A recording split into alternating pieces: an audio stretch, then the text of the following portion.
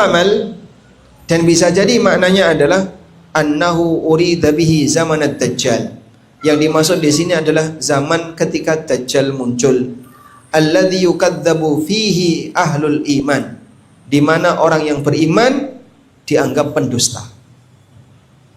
Karena puncak penipuan itu adalah di zaman Dajjal. Semua orang melihat sebuah penipuan tapi dipercaya, kesesatan tapi diikuti.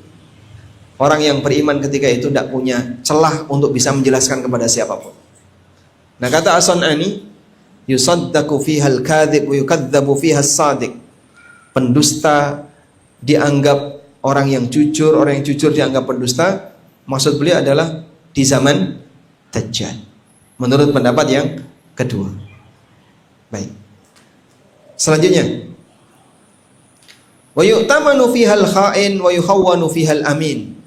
Orang yang pengkhianat diberi amanat, dan orang yang amanat dianggap pengkhianat. Kata Ibnu Rajab rahimahullah, hakadha kulluhu min inqilabil haqa'iq fi akhir zaman. Ini terjadi karena hakikat itu terjungkir di akhir zaman. Karena terjungkir, maka cara orang menilai juga terjungkir. Yang benar dianggap pendusta, pendusta dianggap benar, sehingga orang itu menilai dengan cara terjungkir. Wangkiasul umur, sehingga terjadilah kondisi di mana masyarakat itu pemikirannya terjungkir. Pemikiran yang terjungkir inilah yang membuat orang itu ketika menilai, dia menilai dengan berkebalikan. Kemudian As-San'ani mengatakan, terjadilah inqilabul afkar anil isabah, pemikiran yang terbalik dari kebenaran. Fayaral ma'rufa munkara, sehingga orang melihat sesuatu yang ma'ruf sebagaimana layaknya kemungkaran, wal munkara ma'rufan, dan mereka melihat sesuatu yang mungkar sebagaimana layaknya hal yang ma'ruf. Jadi penilaiannya apa? Terbalik.